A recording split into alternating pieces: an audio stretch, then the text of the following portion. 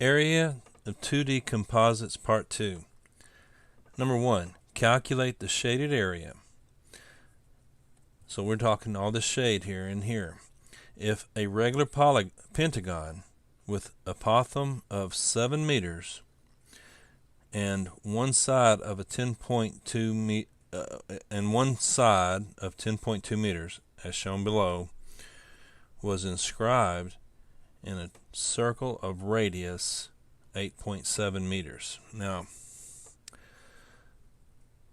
first thing I want you to do is go to your formula chart, and we know that we're dealing with a circle and a regular pentagon.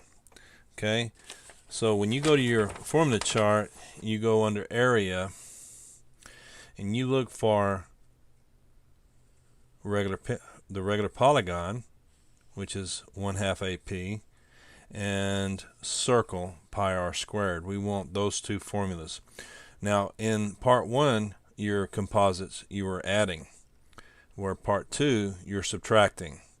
So we want to take the larger figure and subtract the smaller. So when you look at this figure, you should clearly see the circle is bigger. So we want the pi r squared first,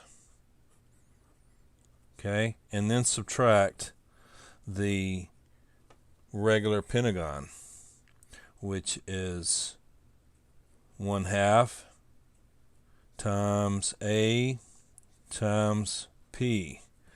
Now when you look up here,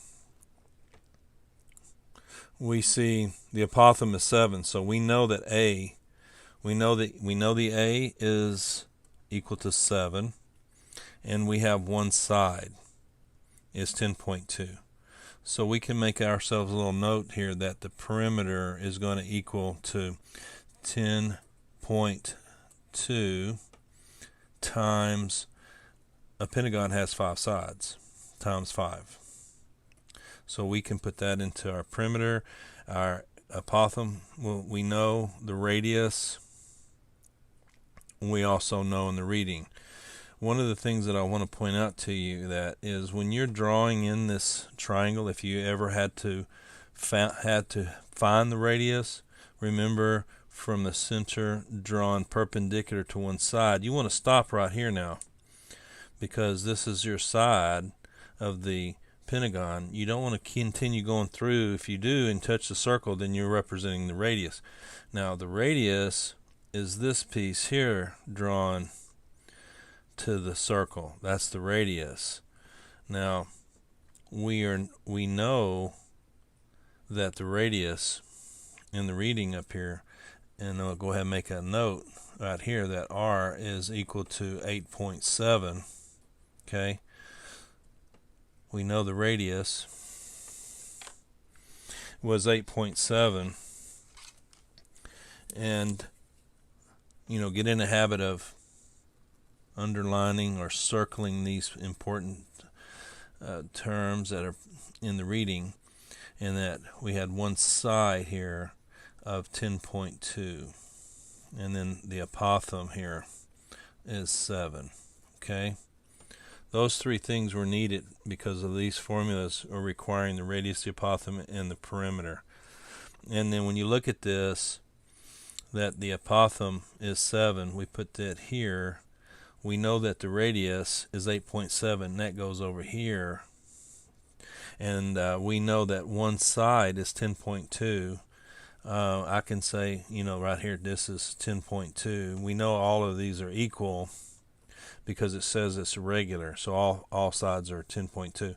And if you needed to, if you had to find the radius, you have to take the 10.2 and divide it by 2 to get this one piece. Remember, that's if we needed to have found the radius. We take one side, divide it by 2 to get that piece, which would be 5.1. If we needed it, we can jot that in, that from here to here, that piece right here would have been 5.1. But we don't need it because everything is given. I just want you to see that the diameter is from the point on the circle through the center and keeps going all the way through. That would be the diameter. Notice that the diameter is not the apothem in this problem. Now you go in here, and another thing, it doesn't say anything to do in the reading with pi. That means we must use all of pi.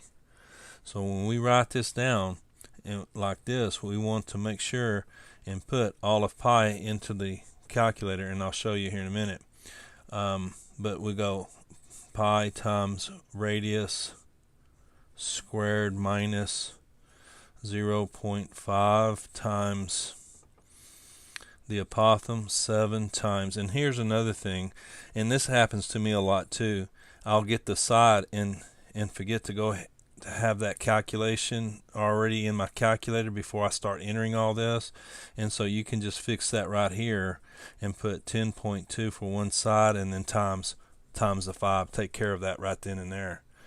I know a lot of times we'll forget to do that, and that frustrates us. Does me too. I'll forget that I need to calculate that perimeter. So then when we go into our calculator, it's straight calculation.